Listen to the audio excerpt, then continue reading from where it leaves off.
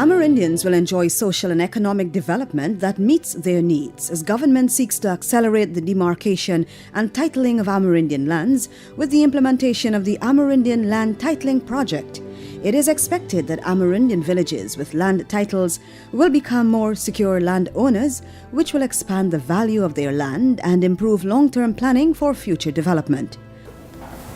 The ALT project, it's a project of the government to address the Amerindian land issues. And over the years, we have many Amerindian land issues, right? It had benefited a lot of us, like in the area of people wanting to do illegal things in our community. Since our land title was given to us, it has kind of guarded us, allowing only our people, the village members, to do activities such as farming,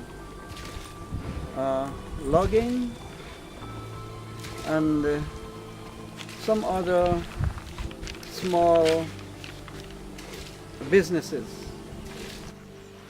It's a few years ago now when our Tusho, there's our leader, was Desmond Michael. We have been applying for demarcation, and at last we were successful in obtaining one. When we did get it, we were very pleased about it because we were able to get a very big piece of land on the eastern bank of the Rupununi. We were able to plan of how we would use this land. We zone up our areas where in such a way that we would use this land in a sustainable way.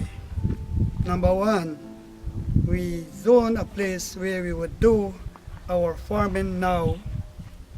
And number two, we get our lumber trees, forests which would be standing and using sustainably. We are having a lot of benefit from our land title because of our local activities that we are doing around in our community, like for example, like farming and a bit of logging and some other stuff like gathering and so forth. So we are getting enough of that.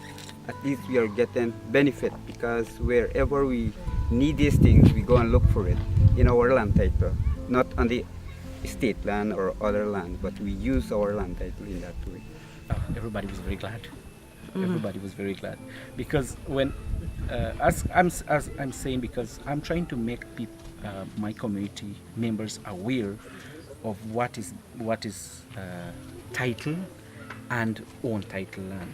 Because sometimes when we had this is 2005, we had our title land, right? So when everybody knew that we were getting title, everybody was so happy and they feel secure. Okay.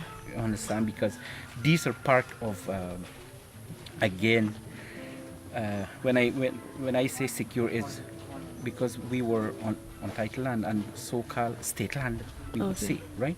So they were not feeling too happy. Some of my people farm in that area and that area. So what make it more safe was that we were titled. Okay, Batavia has benefited from the ALT land, the land titling, and we were demarcated and then given the title. We have benefited a lot from it, or we are benefiting from the program because we were able to map our resources. We have our village map now. Recognizing that Amerindians depend on forest resources as a means of livelihood, Guyana's Low Carbon Development Strategy, the LCDS, emphasizes the importance of protecting indigenous land rights and opening windows of opportunities for Amerindians, especially those who depend on forest resources as a means of livelihood. It is against this backdrop that the ALT project is working to achieve secured land tenure for Amerindian villages and communities, to encourage increased use of existing and alternative mechanisms to resolve land titling disputes, and to ensure all stakeholders are better informed about Amerindian rights and the land titling mechanism. Under Output 1, 18 certificates for titles have been prepared to be issued, 18 demarcations completed, 7 absolute grants prepared, and 41 investigations completed. In addition, a number of scaled plans have been prepared and shared with the Guyana Lands and Surveys Commission, the Guyana Forestry Commission, and the Guyana Geology and Mines Commission for their review. 9 special provision plans were completed, and the documentation for 16 communities and villages have been submitted to Cabinet. While some have been previously approved, several are currently awaiting approval for absolute grants. It's a process. You have to apply, you have to be demarcated. And the issue or problem is that some of the villagers do not understand fully the process. So that is what we need to get to them. And when they receive their, or they accept to have demarcation, then the process continues for them. After they would go through all the process, they would have the certificate of title for the land. And that would define their boundaries for them. So having that within their boundaries, they would know their natural resources that they have. And that is how they would benefit when they have a developmental plan for their natural resources, right? So that is how where the NTCs on board with the Ministry of Indigenous Peoples Affairs, where we launched the Sustainable Development Framework, right? So that these villages can properly plan, put a 5 to 10 year plan for the village development, looking at what they have, the natural resources. So it is good to have your title, so you know your boundary, you know your resources, and then you can plan. We see many green lights in our community where livelihood was concerned. Take for instance, we started lumbering. That we had a tractor given by the government, so we used that to transport, and we started nicely. And another thing too is that we went into peanut production that we sold lately, and we had seen it now, we had experienced so many challenges, but we want to do it because it's a cash crop, and I would like my villagers now to do a lot more so that they can gain their income. I think our people here, especially the loggers, under the law through forestry, were able to do logging, where our people are earning their living. Okay. That is the most we are doing here in Katuka. And number 2 is farming. We have just started last year, where we have our CDP. We have planted our peanut, 4 acres of peanut, 1 acre of plantains, and 1 acre of cassava, bitter cassava. In all, we got 6 acres. We have already reaped these 2 acres of peanut, and we were able to get it sold. So that is our plan, mainly agriculture and logging. As from the beginning, already created a job, whereby there are many resources where the people of Katoka can benefit. As he mentioned in the first place, and such as you could name. So I think, and it is a great thing for us that there is no other village beside us who could overlap us or do anything to us, but it is our duty now, and it is us to take care of our land. One of the outcomes of being titled was that we were able to do a community management plan. and this helps us to know that what resources we have, what our surrounding has. So this enable us to produce community development plan.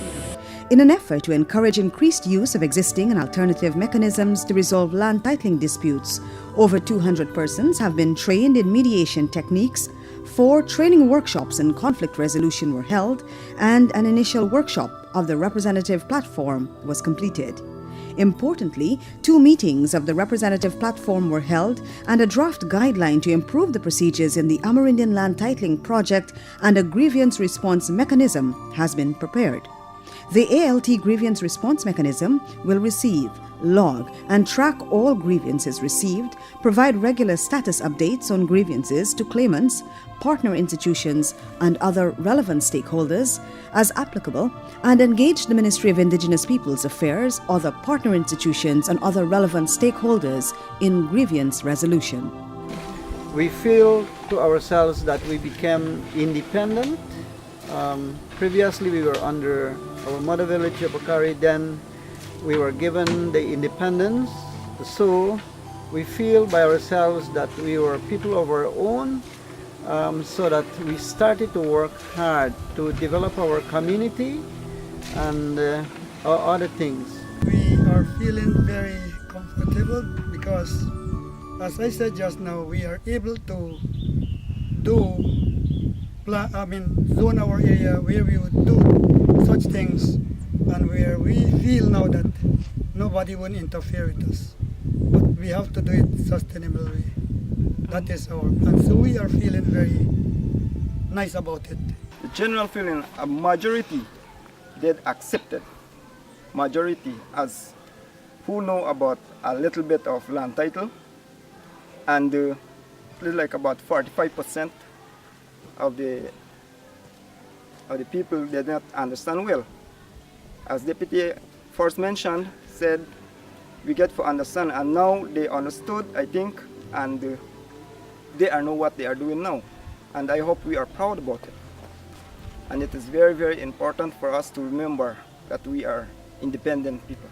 Before we get a land title, it was hard for us because we did not know where we will get these benefits from, because we were kind of in a state land at that time. And after we get that, we make a change out of that, what used to happen before. We used to get a hard time because we were under some other villages. We were a satellite village to Yopokari, and Yopokari used to control us. So it was a kind of a little difficult for us in terms of we cannot really do whatever we want to do. But from the time that we get, it's a lot of changes. Understanding all the various steps involved in the Amerindian Land Titling project can be a challenge. It is therefore imperative that specific strategies be developed and activities implemented to ensure all stakeholders are informed about Amerindian rights and the land titling mechanism. As such, under Output 3 of the project, a communication strategy and handbook describing the process of titling, demarcation, and on the social and economic impacts of secured land tenure have been completed. Implementation of several activities as outlined in the communication strategy has begun in a number of Amerindian villages and communities countrywide. My advice would be that the other communities wanting their lands to be demarcated and even extensions, I would advise that they should work. And if they have any disturbances with other communities, well, I would say they would reach together and to settle matters pertaining to their lands, because we have had that problem overlapping one another, but we came to an agreement, and that was solved. We need to give them the direction or guide them the procedure where we went through. Because in the meeting, in NRDDB board meeting, I was very concerned about the other communities. They are saying that the other villages are overlapping the other ones. But whereas I already told them, or me and deputy went for the board meeting, and we told them the situation that we're supposed to go through the demarcation again, so that they could know where is their land and where it ends and where it begins. So that was our advice to them. The other communities who will be getting demarcation, I said that they must have a community development plan so that they would have it easy. Not that they would have the demarcation and then they have the plan. So they must have the plan ready so that as soon as they have the demarcation, they would know what to do. While much progress has been made, there is still a far way to go to ensure that the project attains all its targets and the objectives are met. There are many hurdles to cross, but with constant consultation with communities and villages and the commitment of key stakeholders to promote land tenure security for sustainable human development, all objectives will be realized. The Amerindian Land Titling project is implemented by the Government of Guyana through the Ministry of Indigenous Peoples Affairs with support from the United Nations Development Programme and other key technical agencies. For more information, visit www.indigenouspeoples.gov.gy or www.gy.undp.org. Call or text 600-3180 or 225-8412. Email altprojectgy@gmail.com.